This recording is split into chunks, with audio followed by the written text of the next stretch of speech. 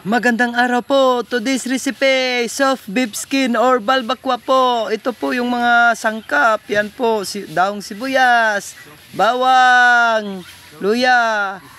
Ayan na po guys, nilagay ko na po yung bawang. Susunod po yung sibuyas, saka atsal. Ayan na po, luya. Lahat po yan, igigisa muna ang lahat ng mga ingredients po o sangkap para lalong sumasarap ang ating luto. Ito po, tingnan nyo po. Magluluto po ako ng soft beef skin or balbakwa po. Spicy. Ito na po guys. Pagkatapos po igisa, lagyan po ng tubig.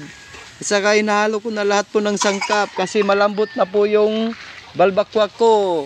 Yung skin po, pinakuluan ko na kanina. Malambot na po yun. Igigisa ko na lang. Saka yan po, inaluan ko na ng pangpalasa, mga karils. Tingnan nyo po, yan po. Pagkulo po ng tubig, ilalagay kaagad yung malambot na skin ng beef. Saka po nilalagyan ko pa po ng pangpasarap para talagang malinamnam ang kinalabasan ng aking linuto. Ito po mga lodi, tingnan nyo po hanggang sa dulo. Yan na po ang beef skin na pinalambot ko po kanina. Ito po guys, masarap po yan, malinamnam. Ito na po, kumulo na po mga lodi. After 5 minutes po, kumulo na. Ayan, tingnan nyo po. Ang sarap-sarap po. Pagkatapos po nito, saka nyo po ilalagay ang beef skin. Ito po. Ilalagay nyo na po para madaling maluto at masarap po ang kinalabasan nito. Lahat po ng mga ingredients o sangkap ay pakukuluin muna at saka pa ihalo yung pinalambot na balat ng baka.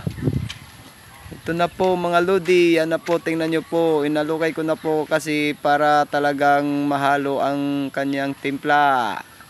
Yan na po, ang sarap-sarap diba? Yan na po guys, malapit na po yan maluto, pakukuluan pa natin konti para masarap po talaga ang kinalabasan nito. Yan po, sarap po talaga yan. Soft beef skin with a spicy flavor.